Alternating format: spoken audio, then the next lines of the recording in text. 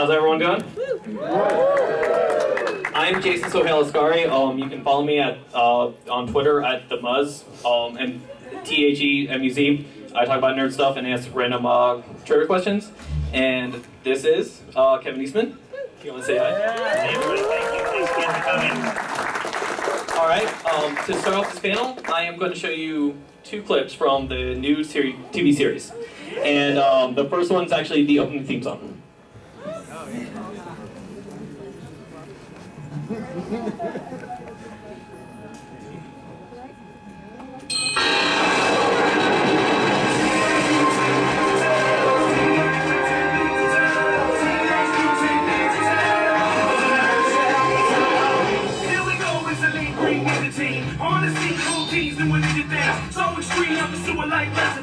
Get right with the shell shock Luther King. Can't stop these radical dudes. The secret of the ooze and the chosen few. Emerge from the shadows to make their move. The good guys win and the bad guys lose. Leonardo's a leader in blue. Does anything it takes to get his ninjas through. Donatello is a fellow, has a way with machines. Raphael's got the most attitude on the team. Michelangelo, he's one of a kind. And you notice where to find it when it's party time. That's when the time of every single skill they need to be one lead, mean, green, incredible team.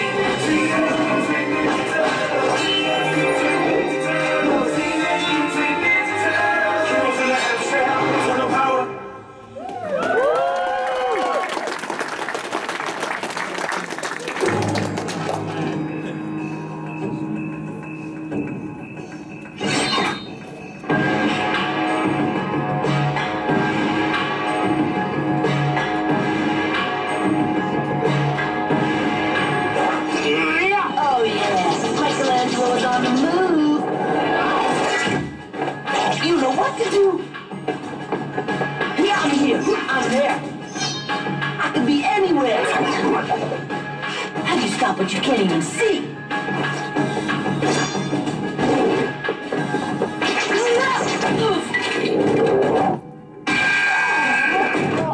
Like that? Good one, Leo.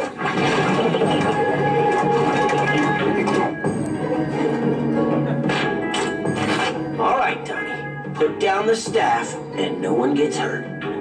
You said that last time, Raph, and then you hurt me. Yeah, but less than I would have. Yeah, right.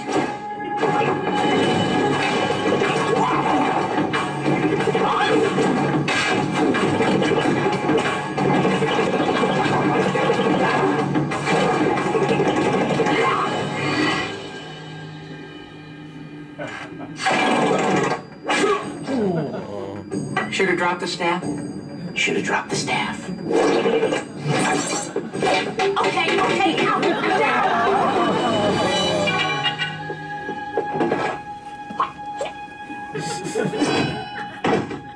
Onegai shimasu. Whatever you say.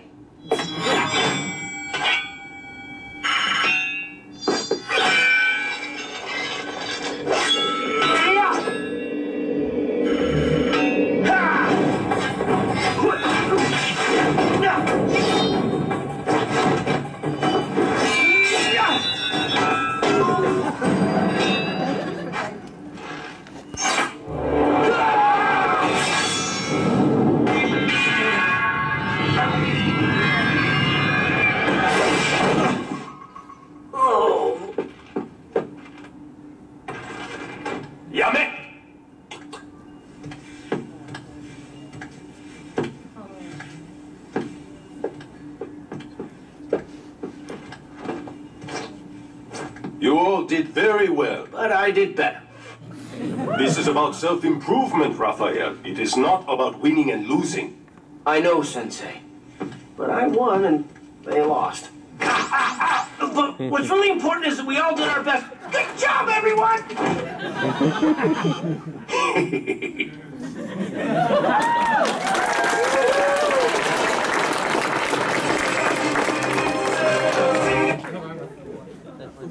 All right. Just gonna start this slideshow here.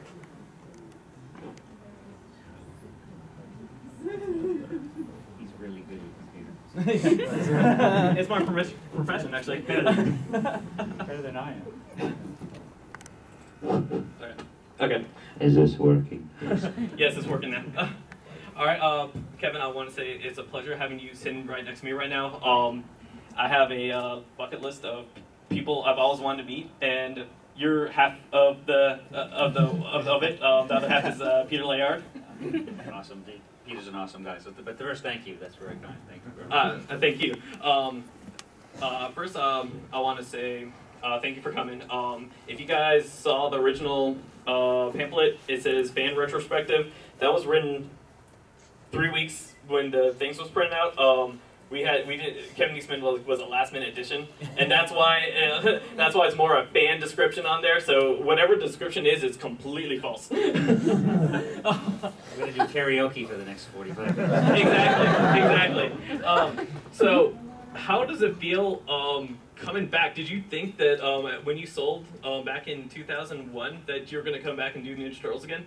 Well, you know, it's actually quickly. I just have to comment on the animation because I think that's fantastic. You know, it's a good friend of ours, myself and my good friend Bob Burden, who brought me back. This got me to come back up this time to Atlanta. Was Ciro Neely is the guy that really grew up in the Ninja Turtles. He'll tell you in interviews that he dragged his mother to see all the Turtle movies and the cartoons and all this stuff. And so we have this really amazing crew of people that are working on the Turtles now that grew up on them. And so when they bring something like that to life, it's out of complete love and appreciation and enjoyment in the concept, and they bring stuff to it that they always wanted to see with it. And so this is I have many favorite versions of the Turtles.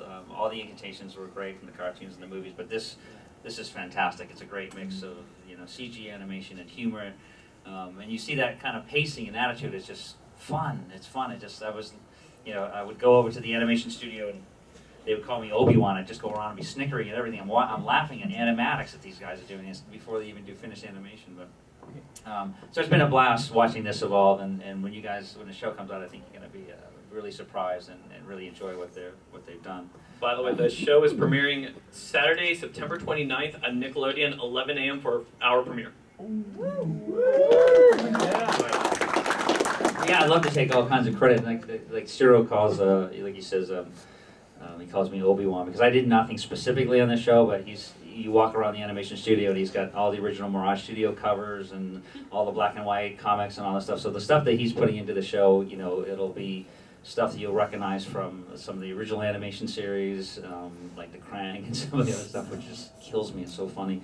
And some of the original attitudes in the black and white series and stuff. They literally start the first episode with the Turtles leaving the sewer for the first time. It's their first above ground experience, kind of like what we did in the first issue of the Turtles when they met the Purple Dragons and that kind of stuff. So you're gonna get a big kick out of it. But I tell you, much like coming back to Atlanta, which has been, I have to say again, I just had I haven't been here in 15 years, and you guys have knocked my socks off. It's just been an incredible experience. Seeing you all, signing all the autographs, the reception has truly been spectacular. Thank you very much for that. I can't wait to come back next year. So. Woo! I'm really happy to hear you come back next year. So, but like the question you asked, 6 months later, I'm going to answer his question now. But no, it's funny when when Peter and I started the Turtles, and I never thought it would be. I grew up as an artist wanting to be like Jack Kirby. Do many stories and many characters and do lots of different things. So even when Peter and I did the first issue, not only did we never think we'd sell the first issue, we never thought there'd be a second issue. And then as we going down this spectacular ride with the Turtles, and thanks for our fans buying all that Turtle stuff, it was more and more and more. I always wanted to do other things, and so when I bought Heavy Metal Magazine and started doing other things, it was kind of nice to try other things, experience other things, tell other stories, work with other artists. And here we are, it's almost, the Turtles are going to be 30 years old in 2014.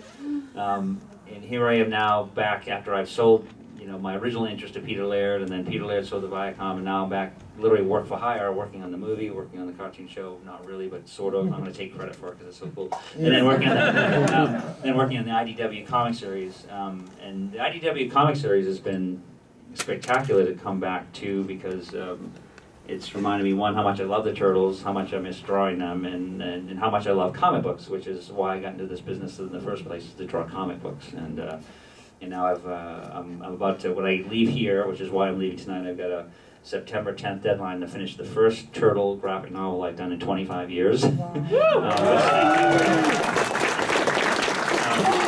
It's going to be a 48-page annual, and that's coming out, I think, the end of October if I meet my deadline. And then I'm doing the cover for Turtles 15 and working on more Turtle stuff, and then so it's incredible to be back. That's awesome. I actually recently read issue 13, like before I came here, and the ending threw me like left field. I was not expecting that. Was that you or is that someone else? It's basically Tom Waltz is really the mastermind and the brainchild behind the.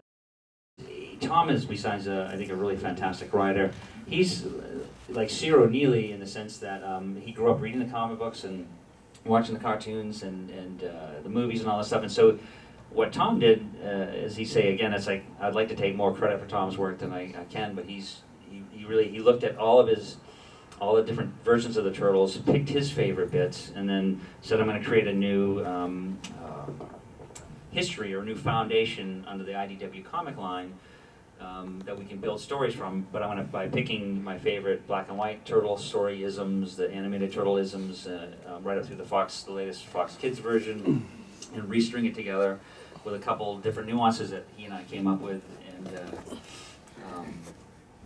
including what you just read in the recent issue. And we were scared shitless, and some of the stuff that we did that the fans wouldn't receive it as well as we had. But our intent was always to tell the stories in a way that was very much in the spirit and tone as the original black and white series, very edgy, very dark-ish, intended for an older audience, which I think most of our core fans are. Right. But yeah, it's been great. Yeah, that's actually come to my next question here. So I mean, I'm also a huge Power Rangers fan. Back in like 2000s, when Disney bought Power Rangers, they did the merchandising great, but the story of the show actually started going downhill because they wanted to go more towards kids. I'm actually seeing almost like the opposite with Nickelodeon right now, because they're doing the merchandising. Then they have the new cartoon show, but like the comics is edgier and I mean even just as good as the Volume 1, which I grew up and read. Like how is like Viacom and Nickelodeon like coming out to you about? I mean, do they have you guys censor some stuff or? No, that and kudos 100% to both Viacom and Nickelodeon. Viacom owns the Turtles, but Nickelodeon's been spearheading at least the animation in the comic book series, and they've been spectacular. I mean, it's like they consciously, before I became involved in it specifically, was they made a decision that the comic books were going to be geared towards the spirit of the original comics were intended for an older audience, but the cartoon series, although it's going to be for a younger audience, they're not going towards like Turtle Babies or 6-year-olds. They're shooting for a tween audience. They want to make it. They understand that a lot of you guys grew up reading the Turtles, and some of you even have kids now, and you're seeing the Turtles again. So it's like they want to create content that's doesn't insult your intelligence, makes it enjoyable and fun, and actually nostalgic. Like guys like me that go to the Avengers movie and almost weep. It's so fucking awesome. Stuff like that. So they want to make it cool for you guys, and but also have the same antics and the energy and the enthusiasm for the younger kids with the animation. So, in the movie, it'll be, I think, intended for an older audience too. That's pretty cool. So they had the 25th anniversary movie like about 2 or 3 years ago. Did you actually voice your guy? That was both you and Peter? Yeah, that was Turtles Forever. That was so cool. Lloyd, the 4 kids, licensing and Fox Kids, they got together, and this kind of their final Turtles movie was going to be this idea that Lloyd and Peter Laird had, which was this Turtles Forever, where you meet all the different Turtle universes, and I'm like, dude, that's either going to be spectacularly brilliant or it's just going to fail on every possible level. And man, that's a tough one to pull off. And they asked me to do the voice. Pete did his voice, and I did mine. And when I finally saw the end product, I thought it was spectacular. I thought it was a really neat. They really captured the essence of the '80s Turtles. Yes, they did. Oh my gosh, that's great. Without insulting him, being too insulting, but they silly. It was insulting, but still like fantastic. I mean, still like nostalgic at the same time. Yeah. So That was really fun. So when my brother and I were growing up, we like unfortunately with you guys, we had this whole thing with only I could get Leonardo and Michelangelo, and he was only getting like Donatello and Raphael toys, and like it sucked during like birthdays when our friends would give us like like I would end up getting a Donatello, I'm like here you go, Pam, here you go, brother, yeah, have my toy. Did you grow up with like any kind of toys like that, like anything like that, like where you had to like set the figures, like you can only have like Luke Skywalker or anything like that? No, so I grew up with 3 sisters, so it was like mainly it was like my GI Joes would do like these night raids on their Barbie dolls. Like, he's playing with my Barbies. They're all tied up and under the bed. Where's my Barbies? I don't know. No, but I grew up in a very small town in Maine, and we weren't poor, but we weren't much else. But so we had a lot of hand-me-down stuff and Salvation Army stuff and that kind of stuff. So it's like I think that's probably one of my biggest obsessions these days. Is I'm a big kid, and so you go to my studio, and there's like toys and comics and all the stuff that I bought that I didn't have as a kid, which tortures my 2 boys endlessly. And they go like, "Dad, you really need all this stuff? What can we have?" And it's like. Did your boys buy Ninja Turtle figures? Like even. Yeah, they did, because we had my friends at Playmates sent the boys this new sewer play set and the new toys, and they just like they came on a Friday, and I spent like the next day and a half opening everything up and setting up the play set, and they're like, ah, it's fantastic.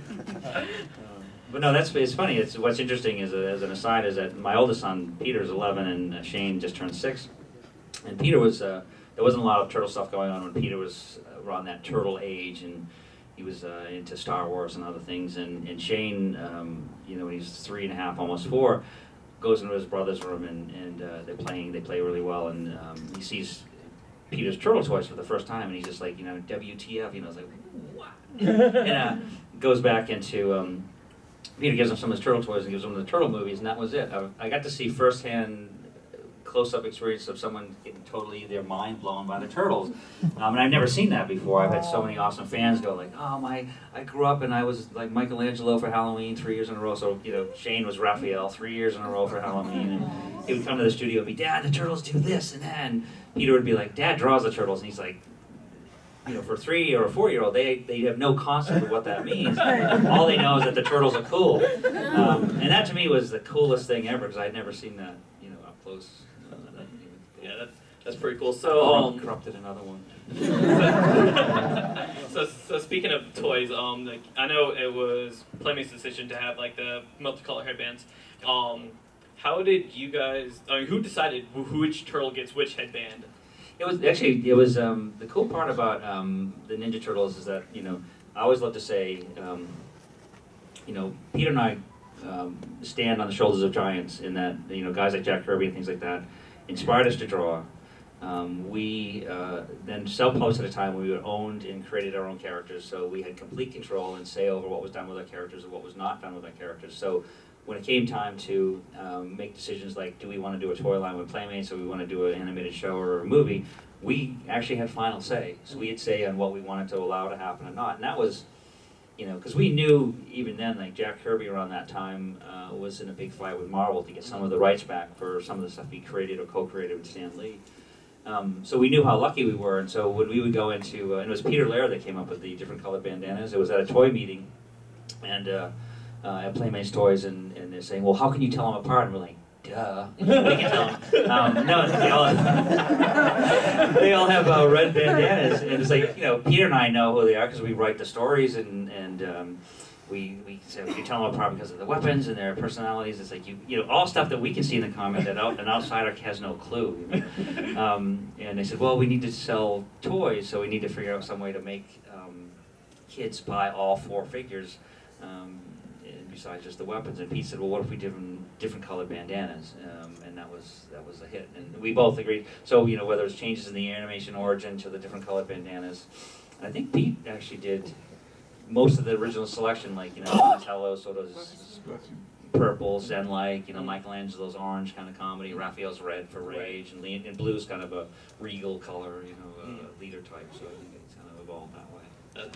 Pretty cool. So there's many incarnations of Ninja Turtles, like over the past almost 30 years now, 20 I think now. But without like being negative, which one do you think needed the most work? You know, it's tough because you know, I always give these weird backgrounds to all my answers, which is, I apologize, I hope it helps. So when I was 2, no, it's funny because, you know, a lot of the Turtle history was built up. Peter and I only did 16 issues together. We did issues 1 through 11, then the 4 one-issue micro series, and those are the ones that we worked practically in the same room together. We wrote the stories together, we did the layouts together, we did the page art together, and then we started working with the animation stuff, and we started getting behind in the regular issues, so we started working with other artists and writers. And it was never a big thing to us that having other writers and artists bring their interpretations of our characters to us, because we'd also grown up on Marvel Comics or DC Comics where you'd have different writers and artists writing Batman and Superman and the X-Men. Like I remember, you know, when Bill Everett was drawing Daredevil, and then Bob Brown and Wally Wood did a couple fill-in issues. I mean, I was reading Daredevil when Roger McKenzie and Gene Colan would do it, and this new guy starts penciling. His name's Frank Miller, and he starts in Daredevil 158, and it's like, hey, this guy's pretty good. So we were used to having different artists and writers tell characters that we love different stories. Some were better, and some were not as good. So with stories, I love to give, Peter and I both love to give the artists freedom to, you know, not have the turtles do anything vulgar or gross or, you know, completely out of character, but bring what they personally see within our characters to life. And so, you know, some were better, some were not. And but they were, each one had their own spirit and their own kind of coolness level. So Venus and Milo, how do you feel about her? That was, well, you know what? There's a great. Let me tell you the Venus story. This is a true story. It was Peter and I were working with New Line Cinema on a 4th Turtle movie. The 4th Turtle movie had a 5th turtle in it. His name was Kirby, named after Jack Kirby. He was a male turtle, and he was from an alien planet. And no, he wasn't. But there was a 5th turtle. His name was Kirby. And we'd worked out this backstory where, you know, he was exposed to those and went further down the sewer and that kind of stuff, and was trained elsewhere, and then they came back together. But that movie never got off the ground, and around the time that we were working on the 4th Turtle movie, the animation series was ending, and we were developing the live-action series with Saban. And Margaret Lesh, who was running Saban, had final say. She said, I love this 5th Turtle idea, and we literally wrote all the early versions of the script with Kirby, a female-male turtle, being added to the mix. At, you know, in the 11th hour, she said, you know what, I want to make her a girl. We're like, and so it was one of those decisions that we go like, well, we've already accepted a 5th Turtle male. We've already accepted all these different versions to the origin. We've changed this, we've changed that, we've established this. If it's a male, well, why not a female turtle? As long as her boobs aren't too big. So why not a female turtle? Because we always liked, you know, April O'Neil as a strong female character in the storyline. But so to us, it was a naturally, okay, well, we'll do a girl turtle then. And you know, at the same time, without defending anything or you know, in any way, is that I loved a lot of those shows, and I thought a lot of shows were a lot of fun. I loved Dan Clark and the guys that we wrote on that stuff. I don't know. I liked him. That's all cool. So recently, like as of like last week, there was a script that was supposedly leaked online. I read a few of it. I just actually want to know if you've actually seen it and if it's actually was actually real or not. Okay, I have not seen it, but it's like this. Actually, somebody sent me a link to an article that was talking about it, because I was brought in. Let's see. I started work on the 4th Turtle movie, which actually would be the 4th live-action movie, not counting the cool animated one that Kevin Monroe did, with a writer named John Fusco. And John Fusco did this kind of Batman's Begins version, retelling of movie 1. And Paramount developed that to a certain point, and then sort of set that aside, and then they brought in some other writers, and they developed that to a certain level, and that didn't work, and they set that aside. And they brought in these 2 writers, Josh Applebaum and Andre Nemec, who did a take, which I don't think that was their take. I haven't seen it yet. But I met with them probably for the first time, I think in March or April, and they told me, you know, in broad strokes, the concept of what they wanted to do was the movie. And then I met the director, Jonathan Liebsman, and they were still fine-tuning some stuff. So I'm not sure you know, if it was a real leak script or it's an official or who did it or what. But it's somebody had said to me at the show that Peter Laird tore it apart or something. Yeah, I read some of it, and once I saw the F-bomb, I was like, this can't be real. I mean... Did they really say that? Yeah, they were like... That can't be real. Yeah, exactly. That's what I thought. I mean, I was like, this is Paramount, I mean, because I think it's supposed to be PG. Totally, they would. Yeah, there's no way that would ever happen. Yeah, it's yeah, like, that's what that's what I was thinking. You know, it's funny because somebody actually...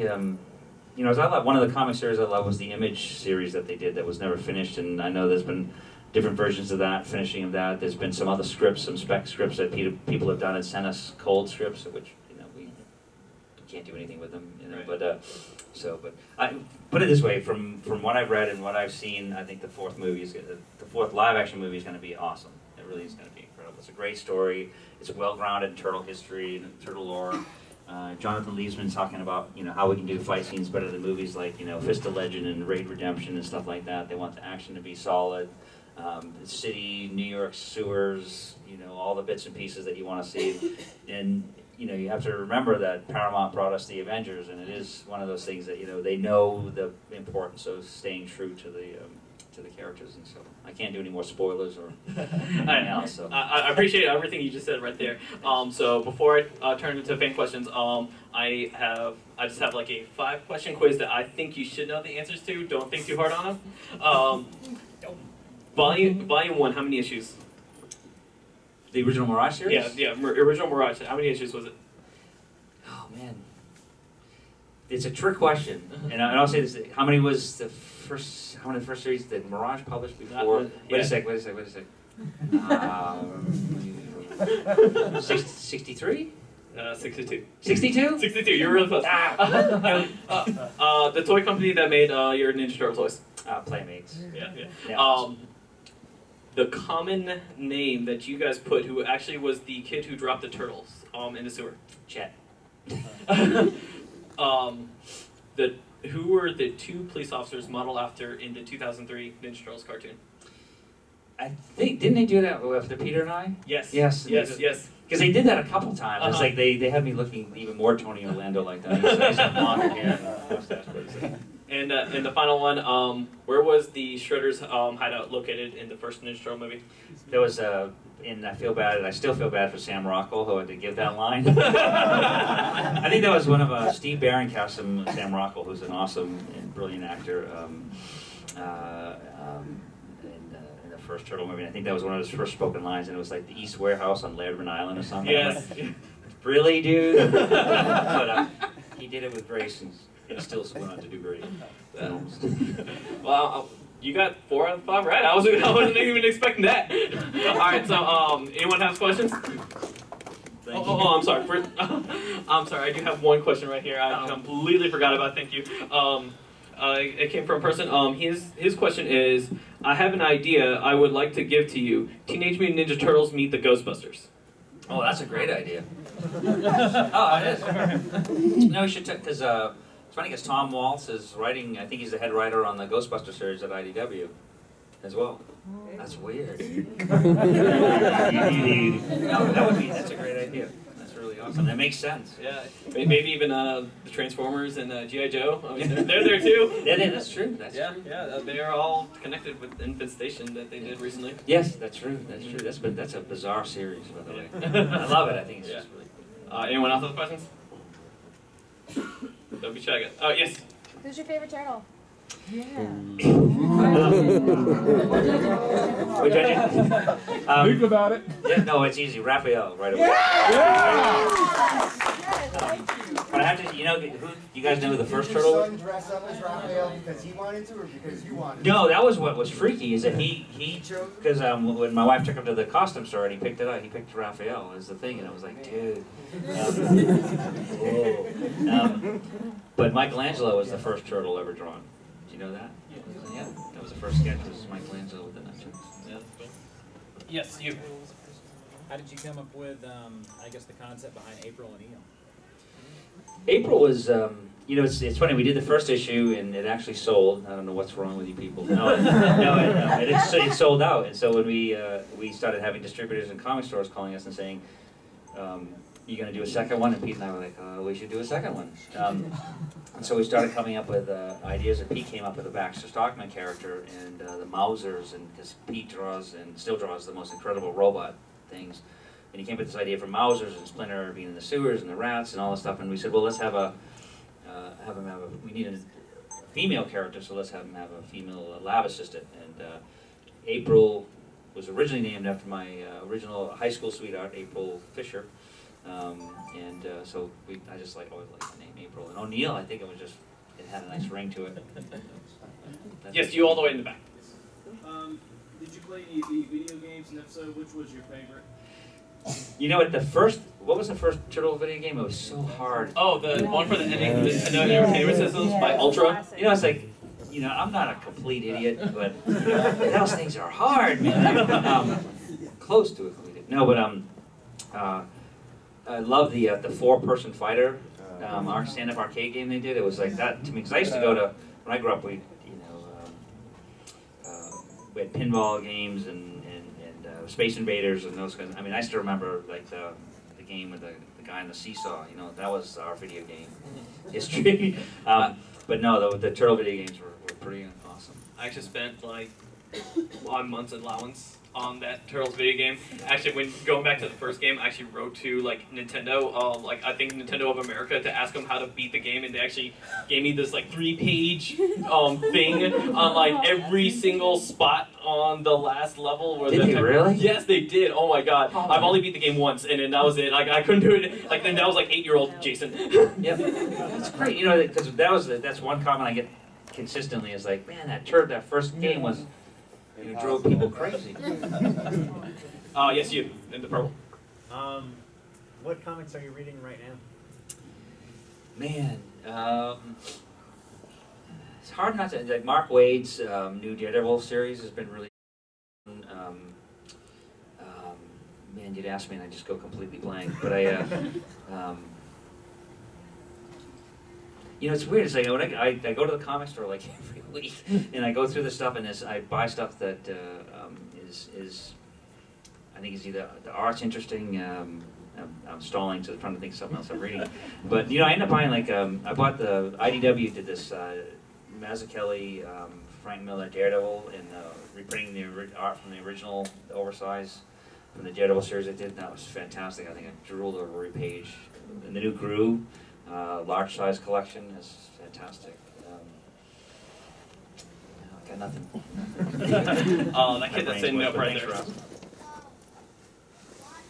your favorite supervillain and why do you like And then for the Turtles?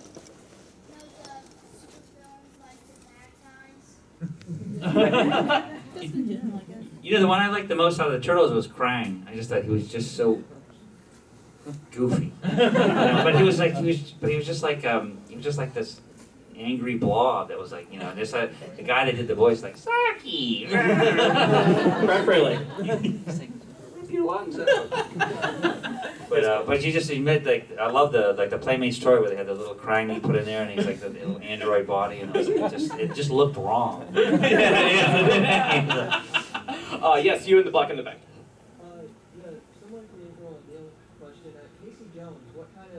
Inspired or made you want to add that character?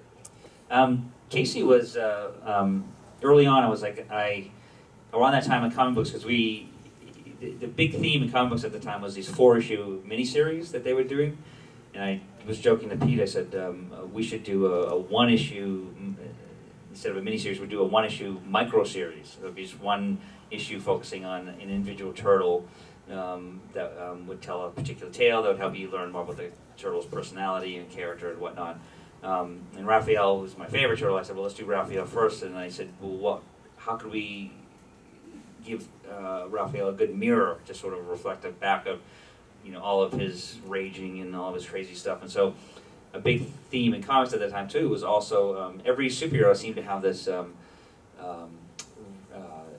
horrific reason for them becoming a vigilante. Their parents were killed, their whole town was bombed. There was this really dreadful, awful stories of why these people, put on capes and cowls and all that stuff and fought bad guys. And I thought it'd be funny to do a guy that just watched too much bad TV, and he like would watch T.J. Hooker or the A-Team and all that stuff. He was just a little sideways, and put on a hockey mask. He was a ex-hockey player and baseball bats, and so I had done all this development. And Pete said, "You know what he needs? He needs a golf bag." And what his weapons in. I'm like, dude, that's how Peter and I worked. It would always be this really fun banter back and forth. And so we added the golf bag, and that was Casey. And so I did this story where, we wrote it together. We did the story where Raphael meets somebody that's crazier than him, and it actually makes him go like, "Whoa, this guy's really, I know how, this guy's really crazy." And we just loved Casey so much that we brought him back, in the second time around shop in the showdown towards the end of the series. But my biggest inspiration for all things Casey was when I saw a movie called Big Trouble in Little China. John Carpenter, who has been, especially in those days, was way ahead of his time for movies like The Thing and Halloween and The Fog and Mist, but Big Trouble in Little China was fantastic on every level. And so when I'd write Casey, I'd go, what would Jack Burton do? Because I wanted Casey to be Jack Burton 100%. That's a big inspiration for all things. Even today, I think of Casey Jones. I think of what Jack Burton would do. So speaking of microseries, just to follow up to that, you're running out of characters. What people can we expect in the future microseries for the IDW series? I don't want to do any spoilers, but also, Tom is, it's like, and then actually I can answer almost. Both the IDW microseries, both IDW series and the animated series, both Zero and Tom are mining the same library of awesome stuff. It's like, so you will see it in Slash is coming up soon in the IDW series. Rat King is coming up in the series. We've done that, and then Zero. So you will see a steady stream of all those guys making appearances. We're doing some really fun fine-tuning and some crazy stuff with them. And then some new characters. But then Zero's doing the same thing as Zero's gone through, and he's, because there's the basis of a lot of the animated shows is there's a lot of this mutagen floating around that's gotten loose, and so you'll see a plethora of pretty awesome and new and familiar characters. Awesome. In the animated series. Yes, you in the hat, then you with the glasses. Speaking of Daredevil, I've heard the Ooze is also responsible for his origin. Like, is that official, or is that just an homage to Marvel? Or? Well, what we did is, without getting our butt suit off, back then or in the future, when we did the original Turtle story, I was a huge Daredevil fan for many years. When I was a kid, riding my bicycle after I'd take out my paper route money and go to the comic store. I'd buy Daredevil comics, and then obviously when Frank Miller came on board, he's doing Daredevil. It's like I think that's one of the best periods of Daredevil ever. And so when we were doing the parody in the first issue, we basically took all of our favorite isms and all of our favorite comics, whether it's Chris Claremont's New Mutants with the mutant part, ninjas from Bruce Lee to David Carradine, Kung Fu to all things ninja, like watching martial arts theater on Channel 56 out of Boston every Saturday, all those things. And then Dave Sim's Cerebus was a big inspiration for when Dave Sim did Cerebus the Aardvark, this little aardvark running around acting like Conan the Barbarian, drawn like Barry Smith, whacking people. And that's how he did a parody, and he got a lot of recognition for that. That when we designed the Turtles, I said, let's steal the best things from every comic we love and put it all in one comic. And so animal characters, New Mutants, Daredevil things. And so when we started peeling away the layers and coming up with a story, it's like Daredevil had an instructor named Stick, Splinter. Daredevil fought the Hand.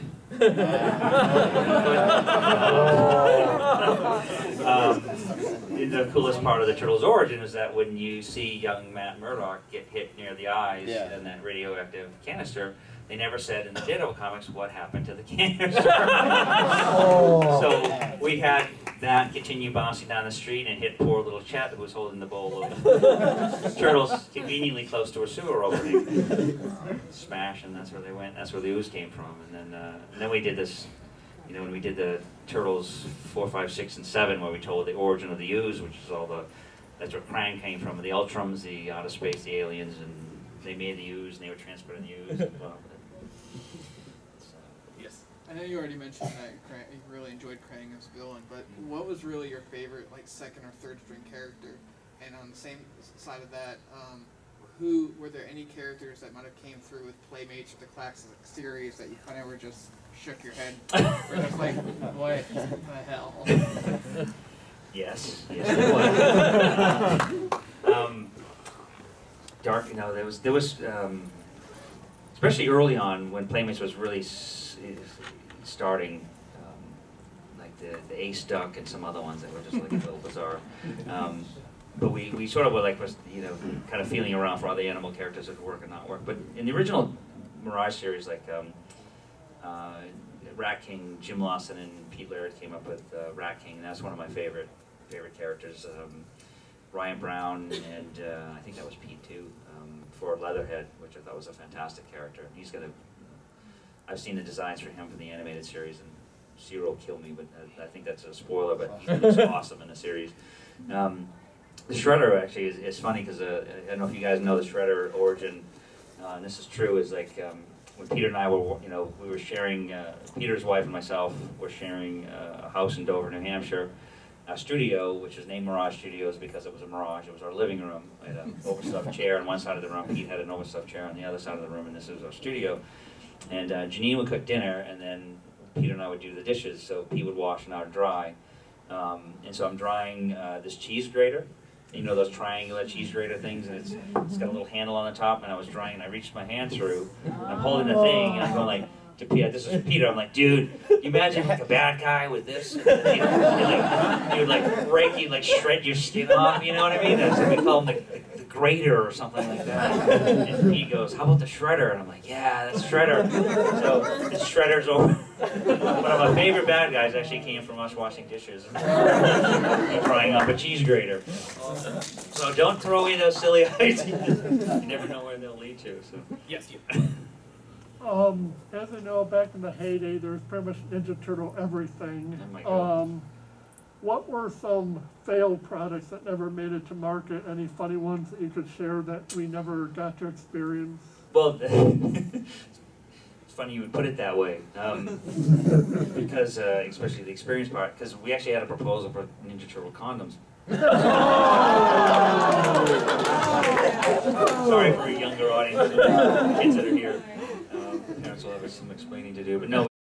It was a shell design, glow in the dark, and all this stuff. This is a real proposal.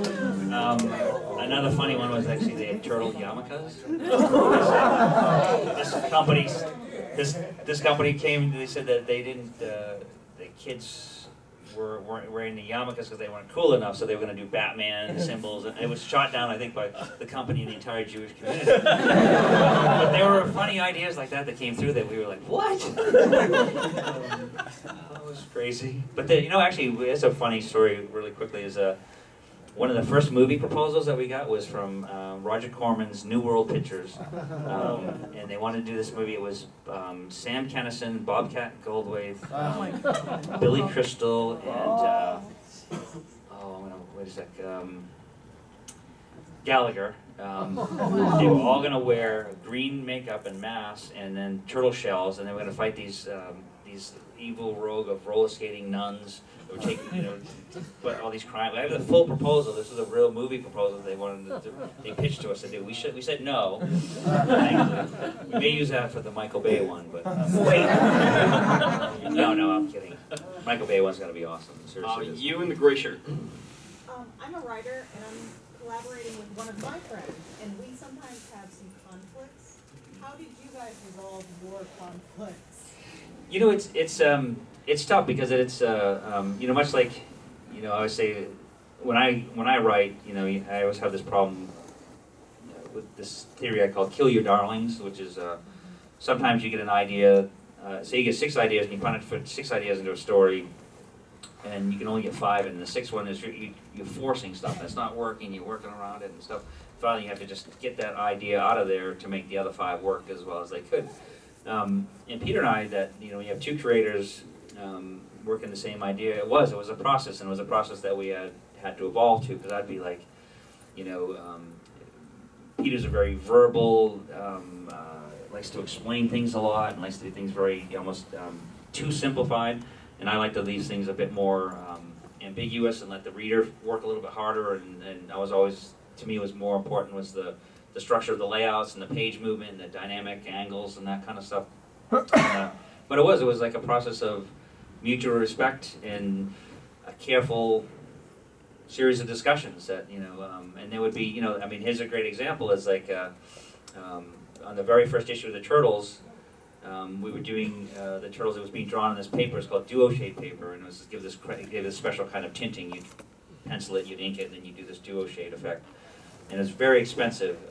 It was $22 a sheet, and we were flat broke.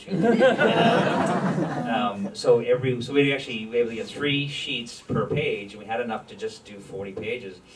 And so I had done the layouts for the first issue, and I have this thing where they have the fight with the purple dragons, and then we strike hard, we fade away, they go into the sewers, and then I do this one shot with the full page shot of just an empty street with a sewer with the light on.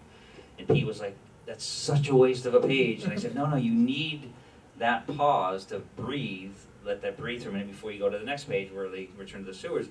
And we went back and forth right up to the end, and it was one of the last pages done, and he finally was like, it does. He said, all right, I'll give in, I think it works. I feel like we're still wasting a page, but he admits to this day that you said that's one of his favorite bits, is that you don't know it. And I was willing to, I felt that it was important to have that one page, that one space, so that was probably one of the toughest arguments we had, but that was one I won, and later in reflection it works good, but there's no easy process, and there's no simple solution. It is a give and take, and it's like a marriage, All right.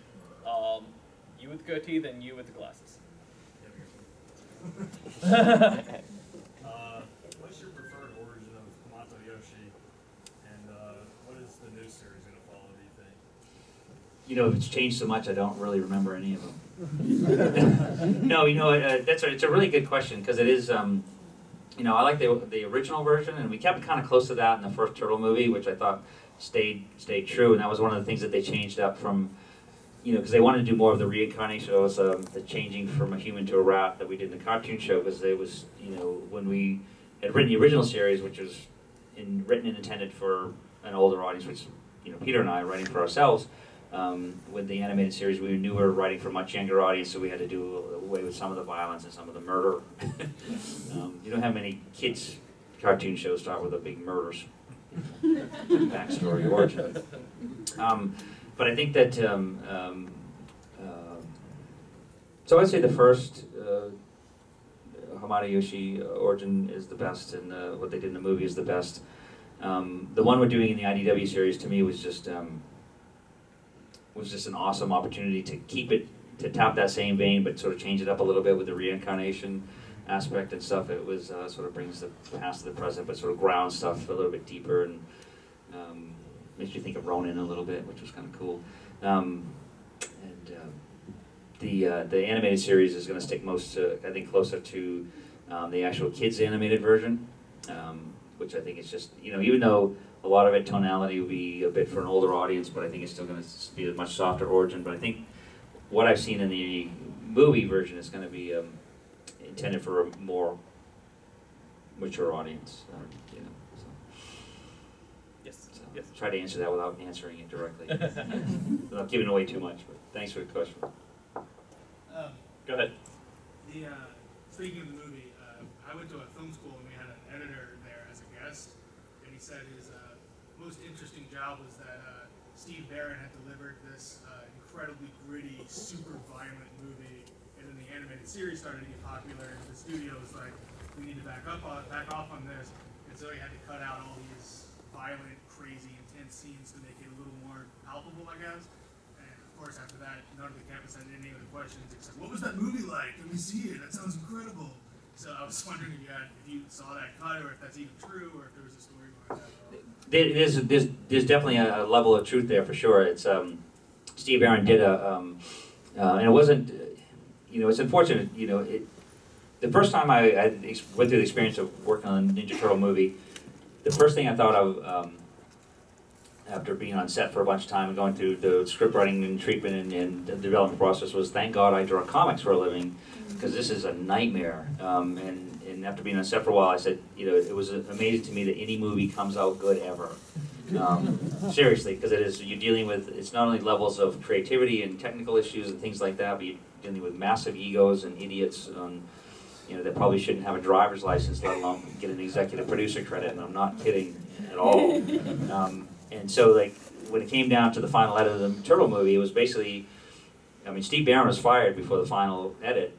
He had done a final edit, and he still has a copy, and I've seen a lot of bits of it, and it's a much better, much stronger, it's a longer version, and it's awesome. And there is, it's not so much that there was more violence, because there was never any blood, and it was intended to be a kid's movie, you know, a PG, you know, intended for a younger audience movie, not as a G-rated movie. So you never saw, like, you know, an arm flying off, or, you know, like one of those sprays of blood and that kind of stuff. But there was great scenes, like, you know, the first time you see Casey Jones in the movie, he jumps down on the tree in the park. But Steve had, and I've seen the dailies on it, Steve had actually done this wonderful sequence where there's one of the turtles goes this way down the New York City street, goes underneath Raphael, I think, and then it cuts to this sidewalk, this camera shot that pans upward, goes up the side of the building, goes through this window, goes in across this couch, across this table where you see a hockey mask, and it starts getting, comes in a set of 3 TVs playing, like we did in the original comic book. And as it focuses on the TVs, Casey, you know, Elias Koteas leans in the frame, and that's how you first see Casey before that scene. Because a kid's movie has to be 93 minutes long, they started cutting out chunks of that stuff, and so Steve kept trying to make the story work, and there were a couple scenes that he wanted to shoot exteriors, because we shot most of it in Wilmington, North Carolina. He wanted to shoot more exteriors in New York City, and the executive producer at the time was such a a-hole that every time Steve asked for, you know, hey, could I have 3 extra days to shoot in New York because blah blah blah, he would not only say no to those 3 days, but he'd take away one of his other days. You know, it's like a penalty for even asking. You know, it's like there's those kind of rules that you go, what is the purpose and what is the basis and what's the foundation for doing something that stupid? You know, you should, as an executive producer, you should be supporting the creativity of this guy that's pulled off an amazing movie for, you know, pennies on the dollar, and it was fantastic. So when he finally had created a cut and was looking for more time, he got fired, and so the final cut was done outside of Steve Barron, and I've asked, he's asked, we've talked about now, you know, we're coming up on an anniversary on the film, and would love to see that original Steve Barron director's cut released. But New Line is kind of it's this really bizarre Dimension X zone where it doesn't really exist. I mean, New Line is going to fail, has been moved away as a company. It's part of Warner Brothers, and Warner Brothers really doesn't care about any other New Line movies, even the Turtle stuff. They have opportunities to repackage and do different stuff and play off some of the new Turtles popularity. They do nothing. You know, they put director's commentaries behind the scenes. There's never been any of that stuff done in the movie, and they, you know, so I don't, it's kind of that, again, that's this weird Dimension X that they don't do anything with. But I'd love to see that version out there for the audiences to see. And maybe one day we will. You in the back. Yeah, you. First off, I'd like to say thank you for the question. Thank you. Yeah. But my question is about you talking about seven. When in the issue of Raphael, when they actually show the human versions of him, would by any chance be seen as the rhinoceros or the warthog forms that they were in the TV show, in this new TV series, or in the comics I had? You know, Cyril flying from LA and coming and punch me in the neck if I answer that. But put it this way, in the new animated TV series, you'll see lots of really, really cool mutants. And you will. No, it's one of the things is that there's the show. Without going on and on and on, because I can actually, but the show is going to be fantastic. They really have got some really amazingly creative things that they're doing with it, and even before seeing animation, like I said, I'm watching computer-generated pencil animatics of some of the comedy, some of the sequences they've done, and it's working at that level. So it'll be some good stuff. Yes, you know. Just had a quick question. Was there any plans for a sequel to the CG movie? And did that turn into the new series? You know, it was unfortunate that the company Imaji, who did that series, and Kevin Monroe, who did a fantastic job of writing and directing that. I really loved that movie, and we all loved, like, the fight sequences, Leo and Ralph on the roof, and some of the stuff that was just fantastic.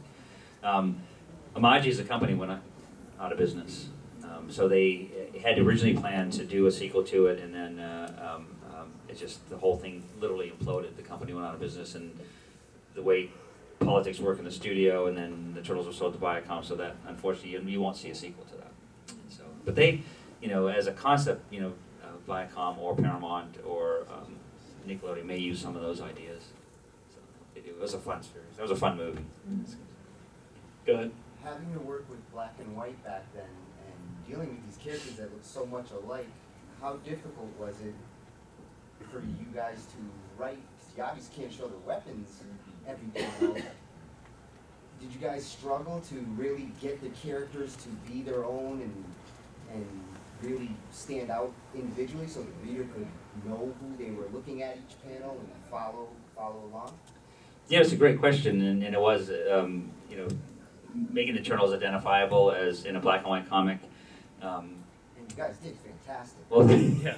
No, you guys. It's like, hindsight, I have to answer most of these questions looking back at what I'd like to think we thought of, but we were idiots, we were just kids, and I mean that in the coolest sense. We, my first paying job in comics, my first making a living as an artist was when we put out issue 2 of the Turtles. I remember we put out the first issue, and myself and Pete and our parents and some other people thought it was amazing that people bought any copies of that. And then we did the second issue, and we had I think it was January 1985. The pre-orders were around 15,000 copies, and and Pete with his Casio calculator watch figured out he's reincarnated. He's Donatello. He figured out, he's like, dude, if we do 6 of these issues a year, that we made about $2,000 each per issue before taxes. He said we could actually make a living drawing comic books, and that's when we both became employed comic book artists, and that was really when the dream came true for us. And then when we did issue 3 and issue 4 and some of these things, we took into consideration a couple things. One is that I can't believe we're this lucky.